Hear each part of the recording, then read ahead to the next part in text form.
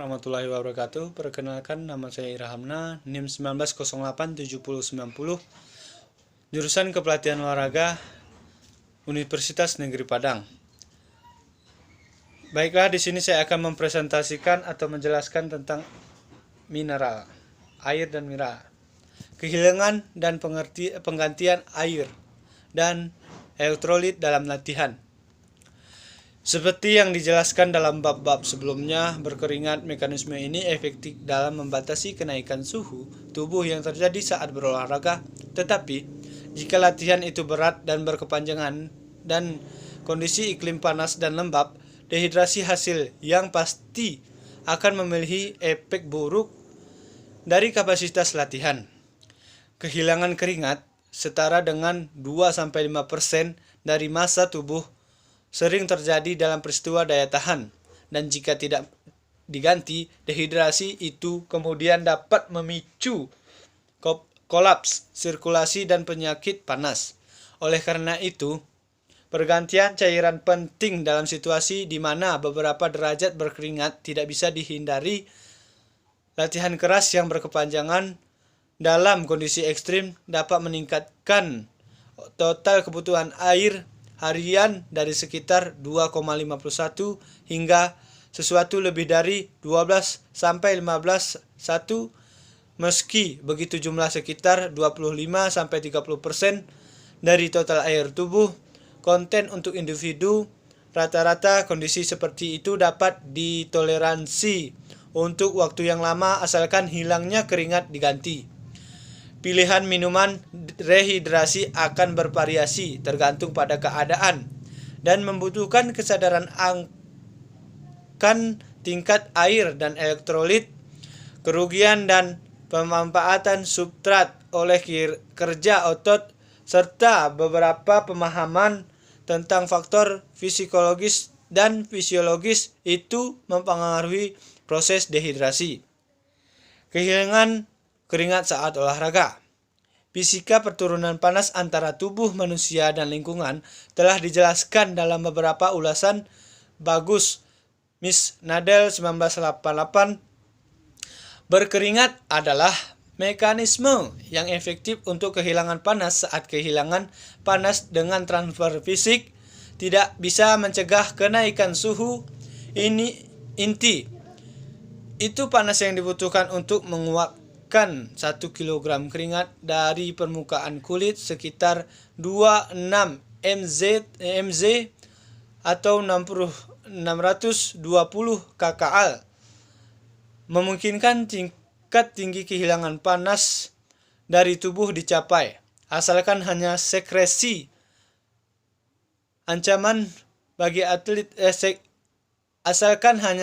keringat itu adalah mungkin dan penguapan bisa terjadi meskipun suhu tinggi menimbulkan ancaman bagi atlet dengan menambah beban panas dan mengurangi kehilangan panas dengan transfer fisik kelembapan tinggi.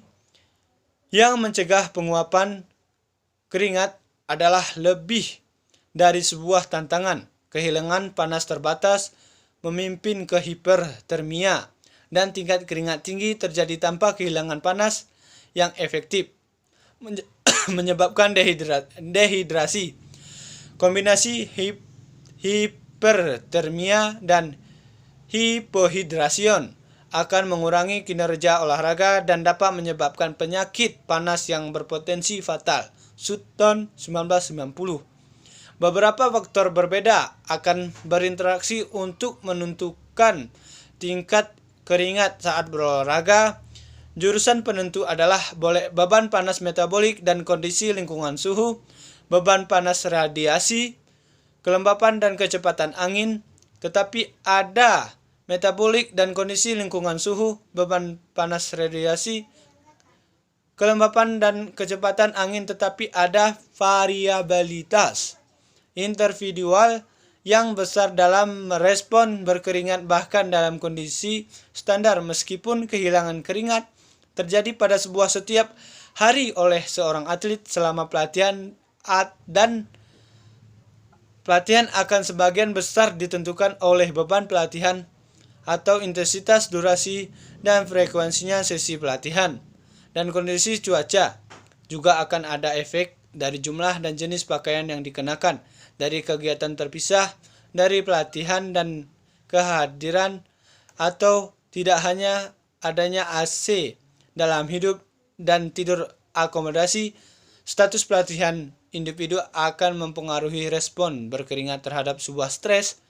Panas standar sering dilaporkan respon berkeringat di tingkat dengan pelatihan, tapi Fionka et al. 1965 menunjukkan hal itu pelari berkeringat kurang dari pria yang tidak terlatih saat mereka berjalan dengan kecepatan yang sama di atas treadmill dalam panas 40 derajat Celcius, tetapi mereka meningkatkan tingkat berkeringat lebih sebagai respon terhadap kenaikan inti suhu. Tanggapan bisa untuk periode aklimatasi terhadap panas adalah peningkatan keringat. Respon menghasilkan peningkatan, bukan sebuah menurun dalam kebutuhan. Cerian sebagai individu menjadi kerusakan dengan hidup dan pelatihan di panas. Untuk kerugian ini harus ditambahkan kerugian yang tidak masuk akal melalui kulit sekitar 600 mili sampai atau per hari satu, dan urin kerugian yang biasanya tidak kurang dari sekitar 800 mili hari per satu. Bab 15 membahas perbedaan jenis kelamin dua usia ditemukan dalam angka dan pola berkeringat. Tingkat kehilangan keringat selama pelatihan atau persaingan mudah ditentukan dari perubahan massa tubuh, disesuaikan dengan asupan makanan atau cairan. Untuk kehilangan kemih atau feses, relatif kecil perubahan massa tubuh yang dihasilkan dari pernapasan, kehilangan air, dan oksidasi substrat biasanya terabaikan. Dalam situasi lapangan air pernapasan kerugian akan dalam hal apapun mereka definisi air yang harus diganti.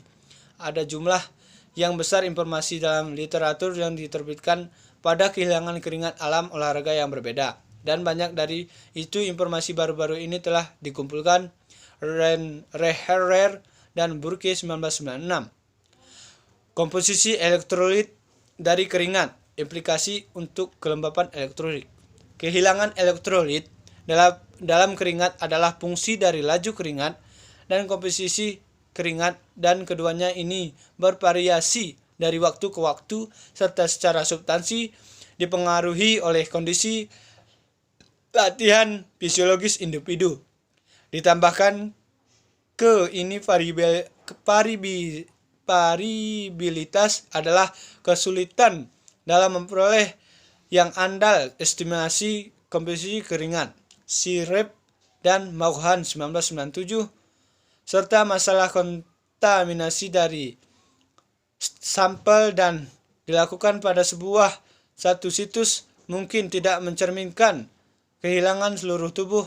Terlepas dari variabilitas dalam komposisi keringat itu selalu isotonik dengan hormat ke plasma, meskipun elektrolit utamanya adalah natrium dan klorida, seperti dalam ruang ekstrakurikuler.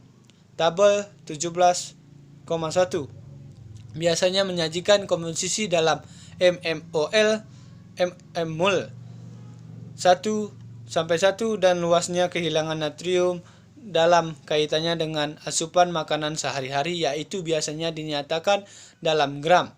Tidak dihargai secara luas. Kehilangan 1 liter keringat dengan natrium isi 50 mmol 1-1 mewakili kehilangan 2,9 gram natrium klorida atlet yang berkeringat 5 liter. Oleh karena itu, sesi latihan harian akan hampir hilang 15 gram garam.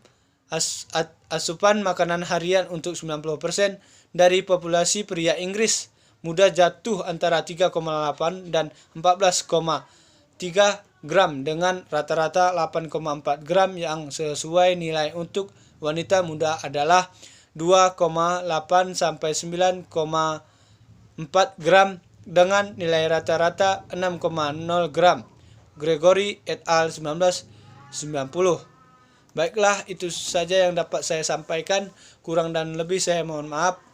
Wabillahi taufiq wal hidayah. Assalamualaikum warahmatullahi wabarakatuh. Terima kasih.